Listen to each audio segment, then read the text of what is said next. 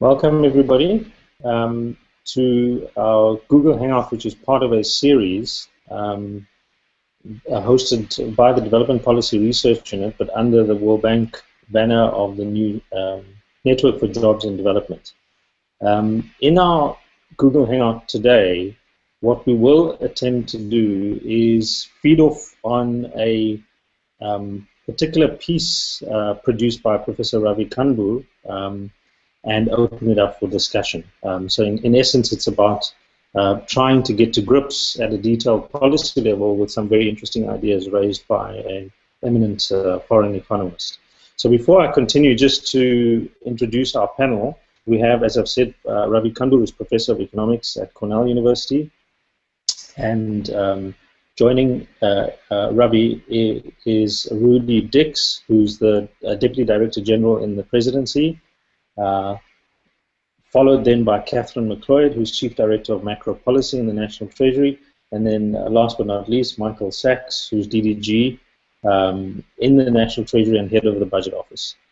Perhaps if I could just kick off and ask Ravi in particular, who, for those of you who are listening in and haven't seen it, has written an excellent policy brief titled Labour and Unemployment in South Africa, Notes Towards a Grand Bargain. And Ravi, I thought maybe to kick off the discussion, if you could provide us with a sort of précis or an overview of the notes and some of its key take-home points.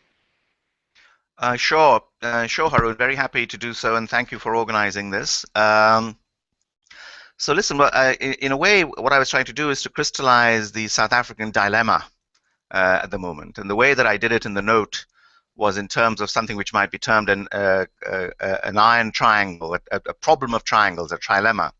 The first part of it is this technology juggernaut that's coming at us from global technical change, which is leading to a fall-off in demand, a displacement of demand for basic labor.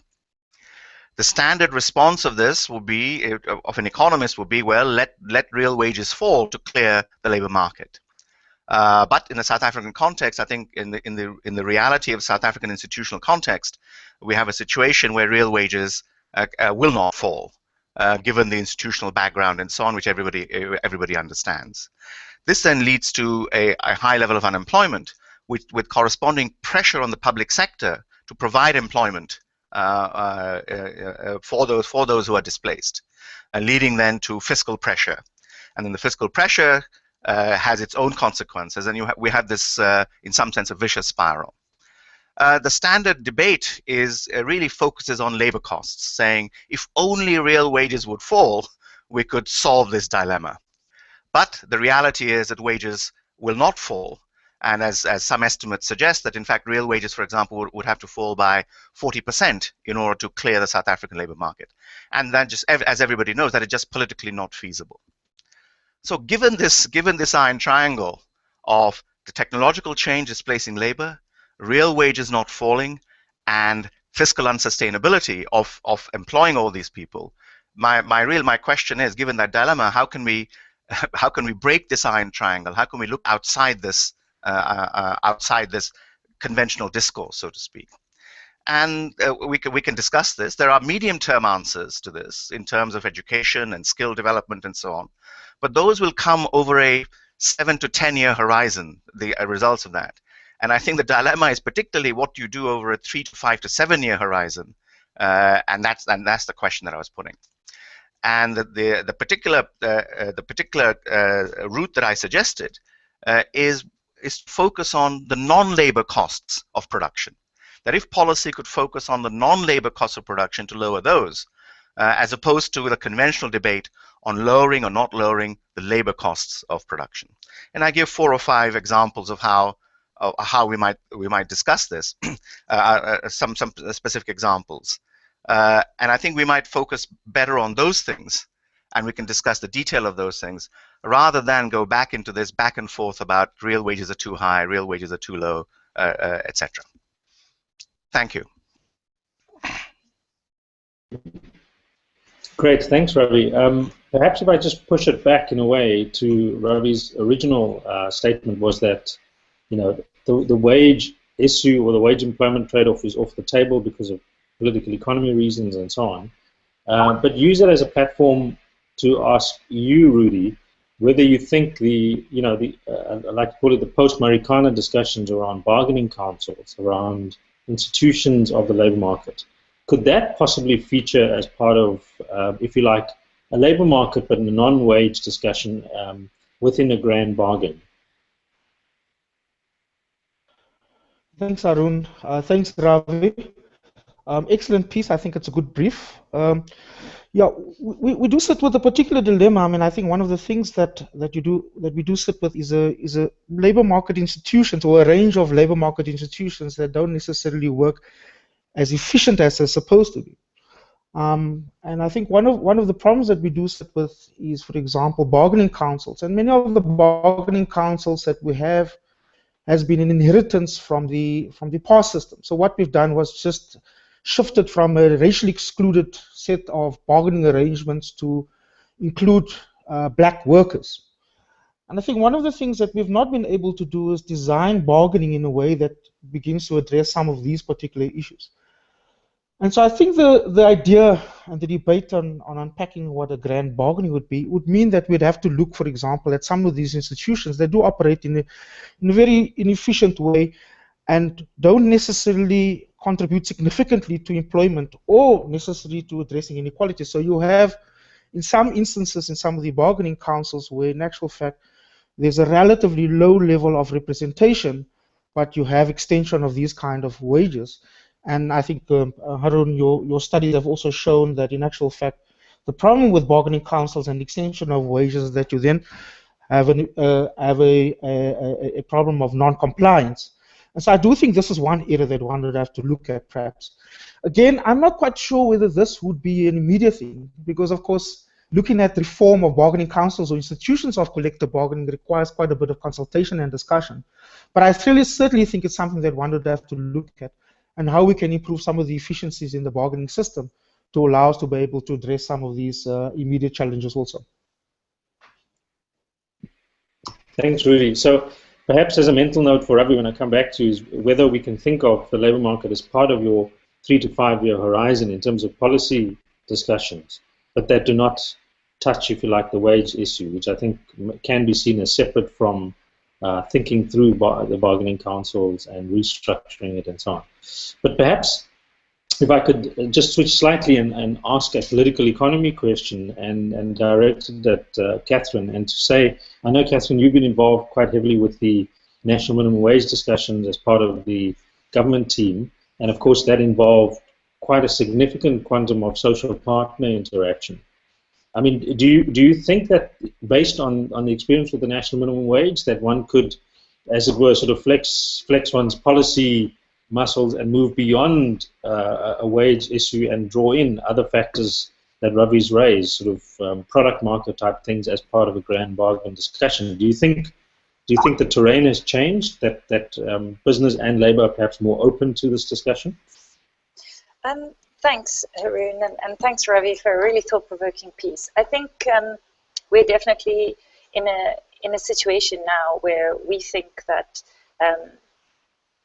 South Africa's growth outlook has been revised down sharply, as you'll have seen from our budget review. And I think that, the minister's just returned from a roadshow abroad where he was accompanied by key union representatives. I think that, for me, shows precisely the fact that all sectors of South African society have agreed that we really need to do something to elevate growth. And I think that kind of creates the conditions where you see the possibilities for a grand bargain. Because I think it's not just about, often wages form a large part of the social discourse, because I think they're almost a flashpoint for discontent. And certainly what we've seen in the negotiations so far in NEDLAC, which have been not just on the minimum wage, but also on thinking about what we can do to avoid long, protracted and violent strikes, there's been a recognition from all social parties that things need to change, and we need to fix the way that we interact with one another in order to improve growth.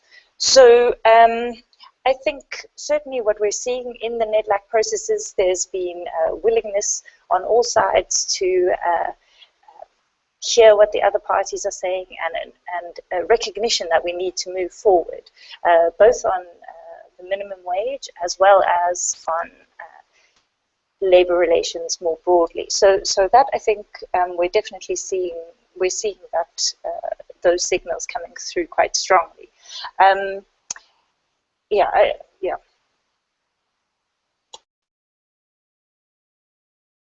Thanks, Catherine. Now, just to tease out a few of Ravi's suggestions towards the end of his policy brief, and direct a question to Michael. The interventions, sort of quickly listed, if you like, range from look at subsidizing, or at least dealing with the cost of transport for workers, product market deregulation, a much more carefully thought out, and I hope I'm not putting words in your mouth, Ravi, but a much more carefully thought out set of incentives for small businesses and the informal sector to thrive, and so on. Now, of course, there are two arms to this. One is the policy arm, which is to get the policy machinery and the regulatory environment correct. One thinks of informal sector and where the informal sector is allowed to operate and thrive and so on, but also has a cost implication. So I was wondering, Michael, in the process of thinking through the budget, of course, there's a lot of it that is already laid out in stone, so to speak, because of projected commitments. But do you see, as a person running the budget office, room to maneuver in a way that the grand bargain, if you like, can get some traction in a budgetary sense? I mean, do you think there are ways in which we can be creative about encouraging growth, changing the nature of the growth pattern through the budgetary process? Hi. I think, again, to echo others, it's a very thought-provoking paper, and it takes us forward in considering an issue that is often mentioned but very rarely given definition in South Africa. And I think it's also particularly interesting, the take of saying, let's focus on non-labor costs. And part of what that does, which is very useful, is shift us from a debate about economic policy, which is often not very fruitful, to a debate about social policy. To say that actually the non-labor costs that we're talking about arise because of problems with our social policy in various forms. And social policy is the key terrain that we need to focus on if we want to talk about accelerating economic growth, certainly maybe beyond the 3 to 5 year horizon. When we talk about non-labor costs, now coming more to the budget and the particular proposals that are made, I mean, there's a very obvious non-labor cost. You've got this bizarre situation that Professor Campbell points to, public employment pressures leading to an unsustainable fiscus. On the other hand, you've got a very large non-labor cost in the form of a 1% payroll tax that is accumulating a massive asset in an earmarked unemployment insurance fund, which is not being accessed. So there's a very obvious non-labor cost that is directly imposed by fiscal arrangements on wages that is generating a resource that is not being recycled back into any economic value whatsoever. So the whole question of payroll taxes becomes an interesting area of debate when we look at non-labor costs. And of course, South Africa, compared to, say, for example, Brazil, actually has a very low level of payroll taxes, and there's a lot of pressure to significantly expand payroll taxes, which is going in the direction of significantly increasing kind of costs on labor that are not wage costs. As far the other issue, I mean, the one issue that I would want to maybe take issue with in the paper a little bit is at the core of this is the urban spatial patterns and the kind of fragmented apartheid patterns of space that add significant cost to labor. And what concerned me in the paper was the suggestion that we should kind of, part of the grand bargain would be shifting companies to where workers are. where I think, to put it crudely, what we really need to do is shift workers to where companies are, to create space for the working class in the middle of our cities. And the problem with that is that the people who will benefit from that policy are not an organized constituency, whereas the people who will benefit from shifting the work to the labor reservoirs are more organized. So the grand bargain itself poses a difficult problem where the people you want to that you want to bargain with shape the contours of what is achievable, which has in itself problems.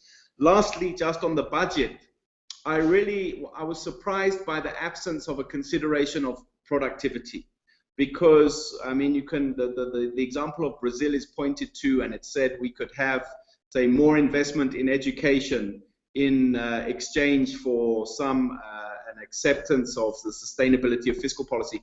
But in education, for example, the real issue is not the allocation of budget resources. It's getting a more productive education system, and we can debate about the relative roles of, say, labor unions in that process. But certainly the issue of productivity, and particularly public sector productivity, in my mind, is the core issue that, from a fiscal point of view, would need to be on the table, rather than increasing allocations. In a sense, the increasing of allocations is not really the problem we face. The problem is getting the bang for our buck, and a more effective partnership between government, labor, and business in achieving that would certainly help. I mean, if I could add there, Michael, I think one area where we don't necessarily have budgetary implications is where government has got a drive to try and make it easier for companies to do business. And I think that slots in quite nicely in terms of Ravi's idea of lowering non-wage costs with relatively low costs for social partners involved. So, for example, the project by the 8 metros and Peter Maritzburg to try and improve business regulations would have a significant impact on lowering business operating procedures in the centers where we have the most companies, where they already affect the most business. So, I mean, at the moment, for example, it takes 46 days and 6 procedures to open a company in South Africa. If we can bring that down, we can do relatively easily, we can start to try and improve the business environment.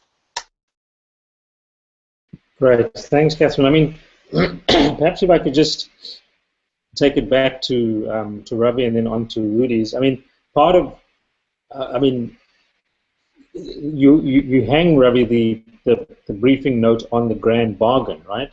So I guess my question would be is who's bargaining, and what are the big bargains that are there to be had? I mean, I know the wage one is not a bargain that's possible. One thinks of the Scandinavian experience with social policy and so on. So you've parked that, but in a sense, if it's a fiscal intervention around transport subsidies, Michael's comments noted, that doesn't really need a bargain, right? That just needs a commitment from the state, even in the way that Catherine's outlined it. So my question really is there, do you see space for a business-labor kind of discussion wherein there is something to be bargained? And if so, what are the 2 or 3 really big bargains that are there to be had?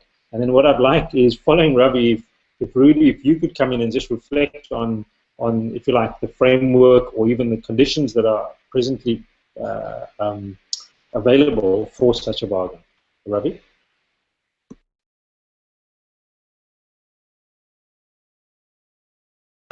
A better term would be a grand agreement rather than a grand bargain, in the sense that if we were to take the series of things, the 4 or 5 points that I've made, or other things, my first point is actually that we don't know as much about the consequences of these of this selection of policy interventions as we do on the labor side. Okay, so that's my.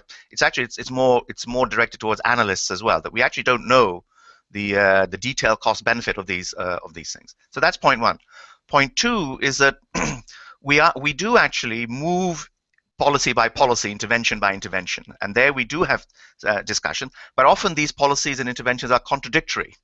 So I think, as I say in the note, we have on the one hand Minimum wage policies, on the other hand, wage subsidy policies. We have sort of investment subsidy policies, which true will boost investment, but will also boost capital relative to labor, and so on.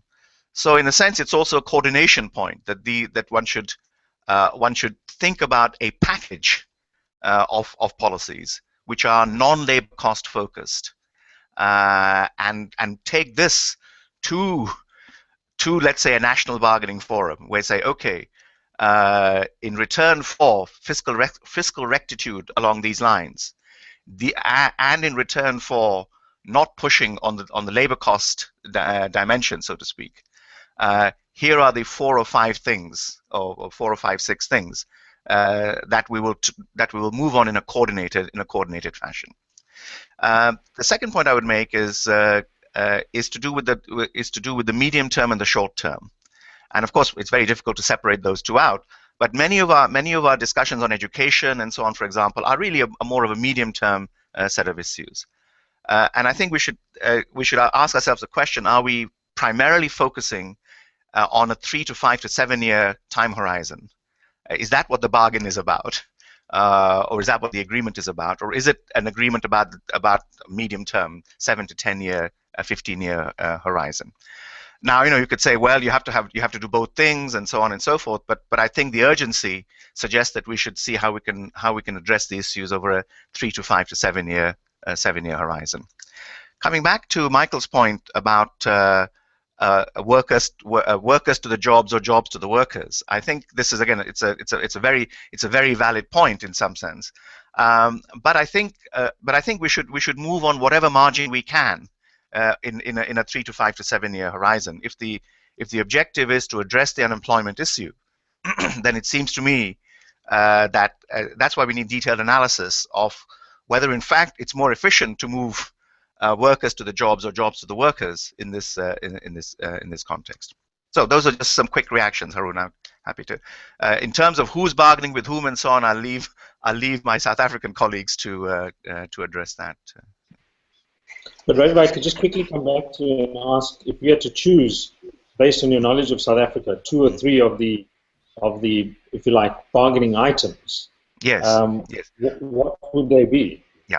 So again, from a part of the problem, Harun, and this is again directed towards analysts, is that we actually don't know in great detail, and you and I have discussed this, the analytics of this, the quantitative magnitudes, and I hope that this discussion would sort of then, or this line of discussion will lead to some more detailed work on specific elements of this. But it seems to me that I find, both from a political point of view and from an economic point of view, the addressing concentration on the product side quite an attractive option. Okay, because if one goes to, in a NEDLAC context or a bargaining context, say, look, we are going to be addressing the product market concentration side of things as part of this agreement, part of this bargain, I think politically that's attractive. From an economic point of view, I think that's also attractive. But from an economic theory point of view, I don't believe we have detailed analysis of that. The second thing I would say, and this may be trickier, is the sort of the regulatory etc. constraints for the expansion of small scale activities. And Harun, you and I have been involved in this discussion of the so-called informal sector, but let's say the small scale operating sector. And it seems to me that this is again where, again, this is my instinct, we haven't done the detailed analysis, is that one could get a fairly quick return on this over a 3 to 5 to 7 year horizon, because in many countries these small scale activities really can expand fairly quickly given the incentives. So I think that would be my second aspect. And again, third, this is my instinct, because I don't believe we've done the detailed analysis of this thing, is that the transportation costs dimension could be quite important. I mean, what I would like to see is so to speak, an estimate of the elasticity of employment to reduction in the transportation costs. And it's interesting, we've done all this labor economics in South Africa, but we don't have an estimate of that central problem, which is the legacy of apartheid in this. So those would be my top 3, let's say. Okay, but again, they're more to do with the instinct rather than a detailed empirical analysis, which I think, and the reason why we haven't done that, I believe, is because we're so focused on the other dimensions. That's Thanks. great. Thanks. I mean, Rudy, so maybe if we go through that list, if you use it as a platform, right, to feed off and tell us if you think that such discussions are happening, and if possible, where it can lead to. So conceptually, I mean, I think one has to recognize, Ravi, and also that I think what's happened over the last 21 years is the change in that kind of, that social pact that was initiated through the formation of NEDLAC. I think there is the challenge in itself. I don't think it is as cohesive as it was perhaps 10, 15 years ago. I think what you've seen is a splinter of number of different unions that have different views around what needs to happen. So I think one has to be very, very careful, and Ravi's perhaps right, it's best for the South Africans to talk about this. But I think that in itself also spells out the kind of risk in trying to go for a big NEDLAC approach of a grand bargaining scale. I think NEDLAC has an important role to play, and there has to have that discussion. So perhaps a combination of what we do at that level, but also having a sector approach is going to be fairly significant. And I think this is where it could probably help us in identifying specific interventions for sectors that could deal with some of the the non-wage issues that you talk about, Ravi. And I think that's fairly critical, that we tend to think of the kind of agreements that we've settled in the 90s or in the early 2000s as one that's going to assist us. I think we need to think very differently. I don't think it's very easy at a NEDLAC level. I don't think there's significant buying at a sector level also, and I'm not talking necessarily just about unions. I think about business organizations also. And I think that cohesiveness does not exist. So we need to think about a very creative approach on how we try and unfold this kind of discussion. And I certainly don't think that NEDLAC is the only way that we need to go about it. I think sectors are going to be very important. Certainly, Ravi, I think I like those three issues. Again, this will be informed again on the kind of sector approach that I think would be important. So one looks, for example, at agriculture, or if one looks at contract cleaning, or if one specifically looks at private security. I think there are particular issues that one could look at, given the kind of dynamics in the sector, that allows us to make specific interventions and trade-offs that perhaps is more relevant. One of the challenges that you do is on a NEDLAC arrangement, if I'm sorry not to labor this point, is that when you put that, you get the lowest common denominator, right? And the lowest common denominator is not always the kind of intervention that you want to address in the next 3 to 5 years around that iron fist challenges that we sit with, Ravi. And I think this is something that perhaps we need to think of. There are two particular areas I think perhaps I want to comment on the first, because I think the one thing that has been successful, albeit some administrative challenges, and perhaps we need to think about how we spend much cleverly, than what we think. But I certainly think that your comments on the public employment programs is quite a, I think you're not saying that public employment programs are not significant, but I think in our context, it is a gateway, it is an entry point to try and ensure that we deal with the areas where we think we can create the maximum amount of employment in the shortest possible time, and in some sense, have public employment programs that are outside of the current bargaining arrangements. And I think these are important programs. I think the design of it and the ability for the fiscus to be able to absorb more of it is going to be a challenge, and I like Michael's point around the UIF, the Unemployment Insurance Fund, is actually an important area that I think we need to look at and unblock, and perhaps that could go into some of the labor-intensive public employment programs.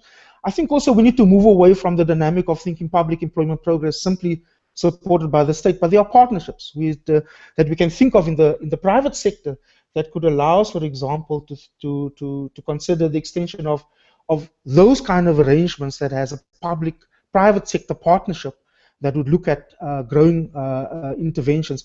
This is the one thing that I think has been relatively successful, and we can ramp up quite fast.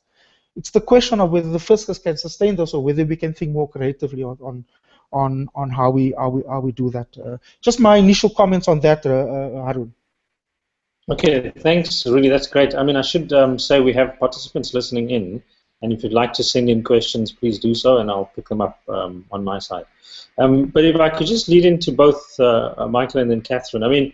Maybe to test, if you like, the grand bargain theory a little bit more. Couldn't we argue that in the case of product market regulation, we have a fairly effective, some would say too effective, competition tribunal and the appropriate sort of regulatory framework to deal with high levels of concentration and a fee structure and so on. So is Ravi's note really about changing that architecture, or is it a bit about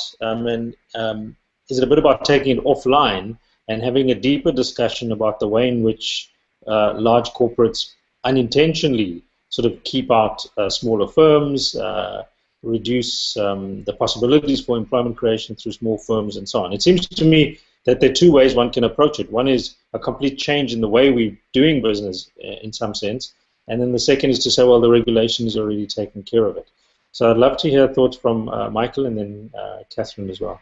And then one other thing, actually, Michael, I wanted to ask both you and Rudy. I don't understand the unemployment insurance cash holding story, right? Because my assumption was that they feature quite crucially in keeping down our deficit. So it's not an unproductive use of cash, and one worries that if you, I mean, I understand that there's a huge cash holding sitting in the unemployment insurance fund, but to what extent is that a quick fix, and how can one guarantee that use of those funds would actually realize inclusive growth and all the good things that we want as part of a bargain?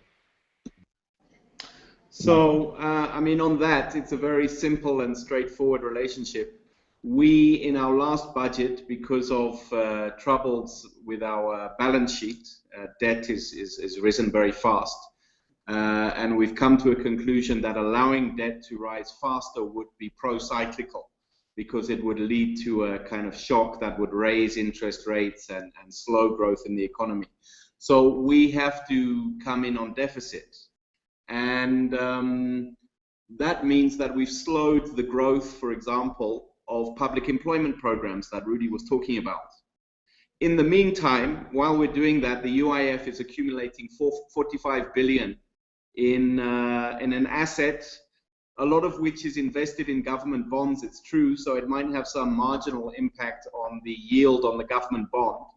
But while the rest of government is being forced to clamp down on spending and shut down programs, the UIF is accumulating a massive surplus. And it is doing so on the back of a tax that is a tax that directly raises the cost of labor. So it's kind of a double whammy. And I don't know what the solution is, but it's certainly a big problem from my point of view. I'm not sure about the product market questions you were posing, Haroon. I think I'll send those on to Catherine. But I wanted to first of all, just a question. I'm not sure why a minimum wage and a wage subsidy are in contradiction. In a sense, as the minimum wage comes in, if you take a sector like agriculture, where Haroon, you've done some work to show that the effect on the minimum wage on agriculture hasn't been great, that if you were able to sustain significant wage subsidies in agriculture, while at the same time raising the minimum wage, you could kind of get your cake. You could have your cake and eat it, in the sense that you could have rising real wages for workers without compromising employment, and the taxpayer would kind of take on the burden rather than the direct producer. So I don't think those policies are in contradiction. More generally, I think a lot of I think that we've had many policy discussions in South Africa. There's NEDLAC, there's also been a Growth and Development Summit and a Job Summit, and there's been many attempts to engineer this grand bargain. And often what they end up being is not a grand bargain, but a new government policy agenda. And it sounds like we're on the same kind of track again of saying, what are the priorities in the government policy agenda? And I agree that one of the big problems with government's policy is that we're not very focused and prioritized on the 5 or 6 things that should really drive growth and development in the medium term. And if we're able to do that, that would be great. But I don't know if that is a grand bargain. I'm not sure from this discussion, what are we asking Labour to put on the table, for example? What are we asking business to put on the table? I hear a lot about what government should do, but it's not clear what, I think Haroon posed the question, what is the bargain part of it? Labour, we seem to be saying implicitly or explicitly they should accept fiscal rectitude.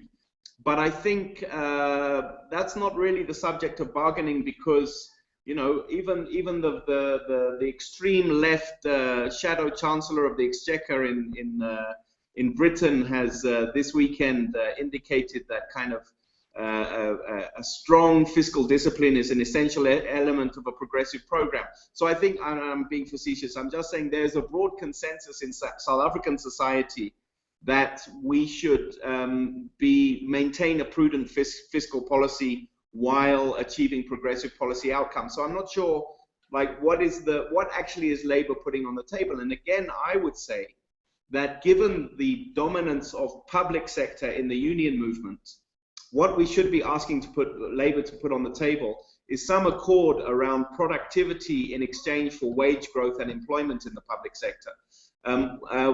Again, I'm not sure what the private sector puts on the table, whether they will subject themselves to having their monopolies broken up or something like that.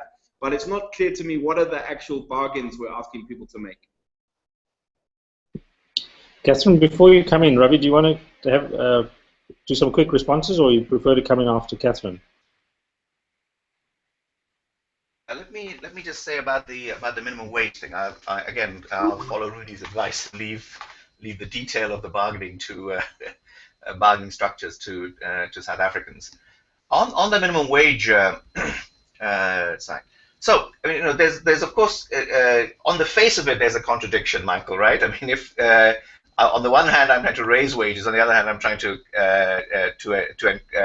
encourage employment by lowering wages. And you're right, we can indeed do both if somebody else picks up the cost, namely the fiscus picks up the cost, and that's really, in a sense, a transfer is taking place to workers from the Treasury in this in effect in this context. So, and that then takes me to the other part of the triangle, which is what you just said in terms of fiscal rectitude and so on. So of course, if we have an open tap, open spigot in terms of the fiscus, then we can have any type of gap between the minimum wage and the subsidy, etc.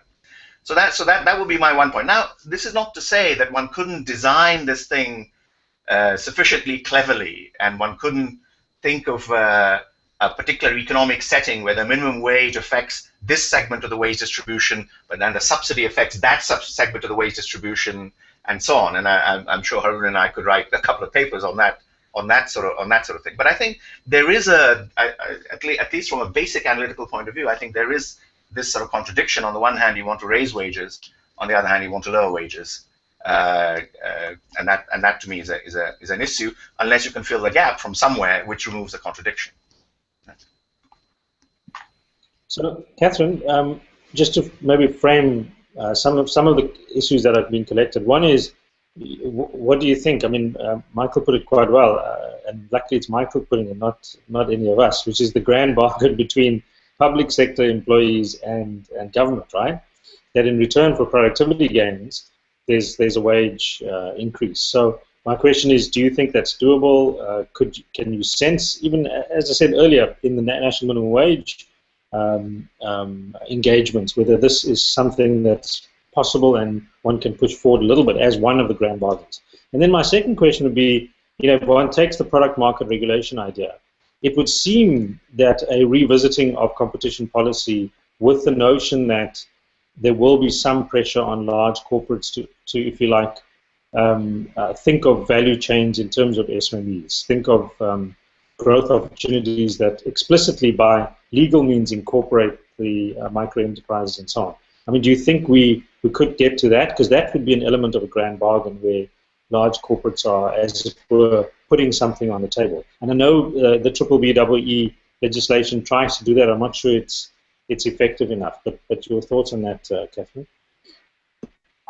Okay, thanks, Harun. I suppose for me, when we talk about the grand bargain, I mean, one of Ravi's things has been that we haven't quantified these non-labor effects, and I think part of that is because we haven't really been that willing to experiment in South Africa, because we're always looking for that silver bullet of one big policy change that's going to change everything. And I think, from my perspective, maybe a grand bargain, the wording, what would work a bit better is if we were all agreed that we would try and be willing to fail and look at the results and see what happened. For me, one of the examples of that, for example, has been the employment tax incentive, where we're trying something, we're going to be evaluating it. It's going to be up for public debate and discussion whether or not we choose to look at it. And I suppose then, if we think about that when it comes to trying to come to agreement with the public sector negotiations, I think we probably have to think about the framework in which the public sector wage negotiations are happening, and how we look to negotiate those going forward, and how we see those public sector negotiations in the context of the other choices that need to be made in the fiscus. So, I mean, from my perspective, I think that that would be positive. In terms of the product market regulation, we all know more competition is a good thing, but I think the difficulty everyone has is deciding how you achieve that. Exactly like you say, our competition legislation is quite good. Maybe what might help is to be a bit more strategic in terms of the choices of which kinds of cases go before the Commission, in terms of thinking about how it can manage its limited resources. And I come back again to the very boring stuff around the costs of regulation, which tend to be higher for smaller firms rather than big firms. I think I'm coming back to Michael's point, though. I'm still seeing, for me, I see lots of things where government can act, and how we're expecting business or labor to interact with this. I think what probably is most helpful is for them to give us ideas on what they think. So, for example, the BBBE legislation, we've had pushback from a lot of businesses saying this just increases costs, we don't see the value. But it's counterintuitive to say that to increase the productivity of your workforce and to train people when you say you suffer from a skills shortage, it doesn't square up. So I suppose what would be helpful is to get more ideas on how business would creatively resolve the problems that government is trying to resolve. Great, thanks, Catherine. I mean, Rudy, your sense of this. I mean, let me put a question to you. I mean, about 15 years ago, with a couple of researchers, if you recall, we put together a set of papers around looking at the regulatory and economic environment for encouraging the growth of the informal sector. And I remember one of the key outputs from that policy research, so it was managed by a reference group of social partners, was that the local government regulatory environment for the informal sector was incredibly aggressive, and in fact contributed to constraining the growth of the sector. So that's a very simple, case of fixing the local government architecture or the regulatory architecture around the management of the informal sector.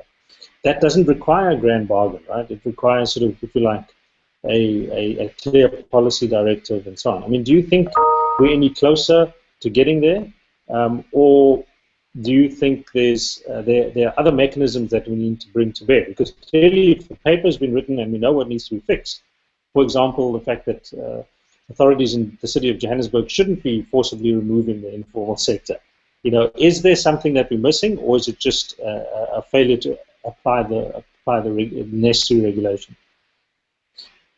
So, I mean, I think Catherine's point around the red tape reduction strategy is something that we're looking at. I mean, I looked at some other papers also that was recently written, but I mean, I think this is the one problem with us, that we, at a local government level, tend to have left the municipalities to develop a number of significant bylaws. More recently, we were in a discussion with the Tshwane municipality on reducing the burden on informal trade. It's amazing the sets of bylaws that you have that prohibits, for example, just the most basic thing. They actually enforce not selling loose cigarettes on the street, So this is some of the things that I think requires for us to have that kind of discussion. It doesn't require grand bargaining at all. I think, I mean, Catherine, your work and support with the Department of Small Business Development is exactly that, trying to get those kind of efficiencies out of the way, trying to address some of the archaic bylaws that have been there for a long, long time that don't make sense, given the new technological developments that have happened.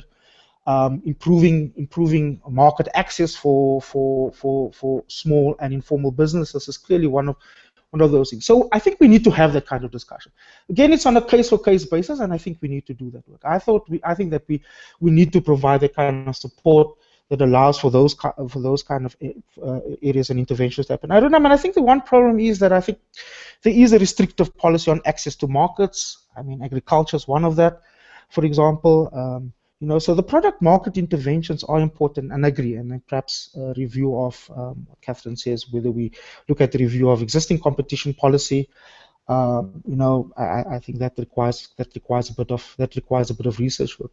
I think the one thing that does you know, Mike, you're thinking around productivity, and I think we need to be a bit careful with this, because from a public sector point of view, I think there's an agreement that we need to introduce productivity efficiencies in the way that the public service operates. I think it's important for us to be able to ensure what is it that we recommend, because when you talk about productivity in the sense of a large force of people that are well organized, that have quite a strong bargaining council, I think it's important that we need to know that these are the kind of recommendations that we think around inefficiencies that we can introduce. And some of them are very basic. They're not controversial, by the way. It's the question of how we introduce that kind of discussions.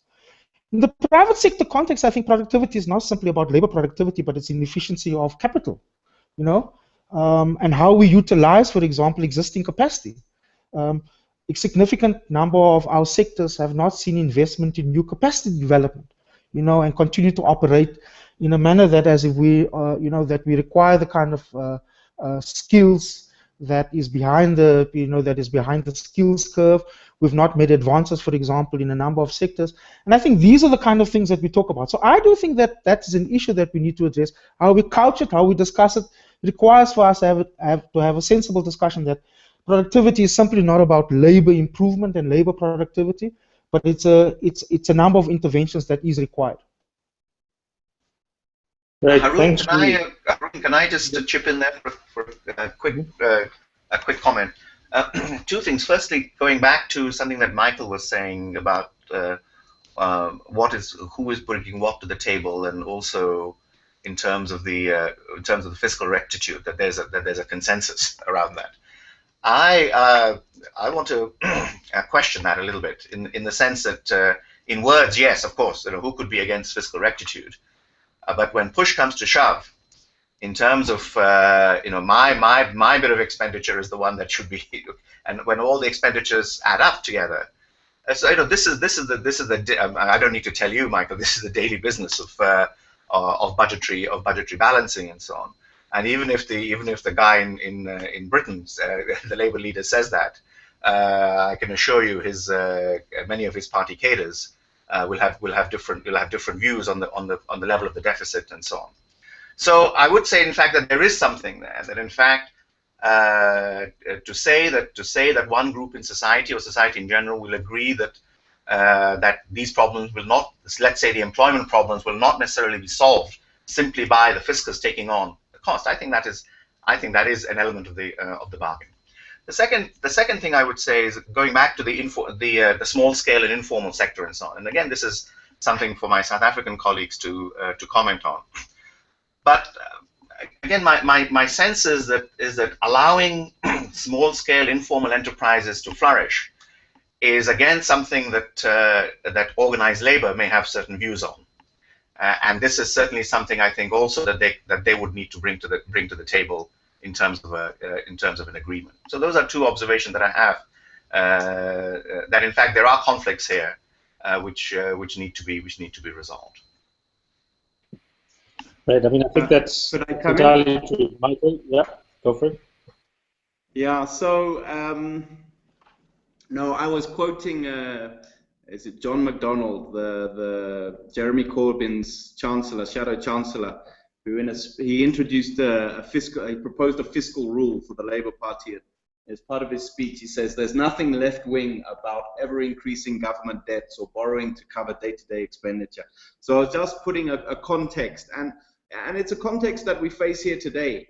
That I don't think. I mean, of course, there's always pressures on the budget, but for example, the last budget, we were congratulated by COSATU probably to a greater extent than we've ever been before, for not implementing an austerity policy and for balancing the need to retain the country's credit rating with the need to retain services for the poor. So all I'm saying is, I don't think there are pressures that emerge within the system for spending from all over the place, but it's not like we need a mandate from Labour to effectively implement fiscal rectitude. So that it's not really an issue that kind of, from my point of view, needs to be on the negotiating table. What does need to be on the negotiating table is the following, and I'm taking slight issue with Rudy here. You know, we give, in an extremely difficult fiscal situation, Labour achieves an effective 10% increase in salaries in May. In December, we are facing a strike, a national strike of teachers against the introduction of a system of annual national assessments in education. So these two facts put together, it's the kind of thing I'm talking about, that I'm not saying that productivity is only a Labour issue.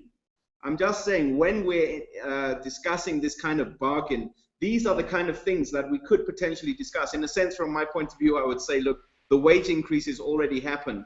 Can we now discuss some productivity enhancing measures or annual national assessments in education, or let's have some realistic discussion about what parties can put on the table to improve education outcomes from a level of expenditure that is kind of in excess of what Brazil spends on education. Great, thanks, Michael. If I could, you know, we're running out of time. If I could ask a 30-second conclusion from Catherine, followed by Rudy, and then Ravi. Catherine? Thanks. Yeah, I mean, I think the will is there in South Africa to do something. I think it's just to direct it, and I make the plea again that we be more willing to experiment. Thanks, Catherine. Rudy? Mine is also quick. Thanks so much, Mike. Yes, absolutely agree. I think that's the right approach. For me, I think one just has to be cautious about, you know, Ravi, we've beaten this horse many times around grand bargaining, and you know what then happens is that there's just inability to be able to deal with it. I think we need to be very creative on this. We need to be clear on the issue. So I agree. Transport. I agree with Mike. We don't have to put fiscal spend on a grand bargaining table. You know what fiscal policy we design in the context of a number of factors and constraints. I think that discussion is something that is not quite required. I do think, for example, that public employment programs, as a matter of emphasis, because it is extremely labor intensive, and it's something that we can ramp up quite quickly. I'm sure Mike will agree with us. We have to find a way of how we fund those kind of programs that could address employment. For me, the critical thing is, I agree with Catherine early on, and with your view, Ravi, on it requires a social dynamic. Transport is critical. I think geographical spatial issues are going to be important in this regard. So this is my closing remarks. Thanks so much. Thanks very much, Rudy. Ravi, you were the spark for the discussion. So your sense, I mean, does the note still resonate, or do you think there's some tweaks and changes based on this discussion, or nuances? No, I'm happy to leave the note as is to spark a discussion in South Africa. I mean, ultimately it'll be for my South African colleagues to take this forward. And it's true that maybe my other point, and my final point, is really that in some sense it's also directed towards South African analysts, because I think saying that we should focus on non-labor costs, in my view, highlights how little we know about the implications of different types of non-labor costs for employment and growth and so on. And really, a little bit linking back to Catherine's point of experimenting and analyzing and finding out and bringing the evidence to the table. So, if my notice sparks some discussion, I'm very happy with that. Great. Thanks, Ravi. I mean, I think there's much food for thought here. I mean, particularly in the context of almost a grid which separates ideas and interventions which require the grand bargain or a bargain and those which do not. and then to extend in terms of the discussion as well, those that require different parties. So I think Michael's idea of the productivity wage story in the public sector basically needs government and unions, right? And it's figuring out that matrix of bargains that can actually, hopefully, as Ruby says, not have us beating this dead horse, but maybe a new horse. But I'd like to thank all of you for participating and giving us of your time. I know you're incredibly busy people, so we really, really appreciate that. For the audience that's out there, this video is available afterwards, non-live, so to speak, on the DPRU website. So we look forward to engaging with you. Thank you very much, everybody, and we're signing off. Okay, thanks a lot.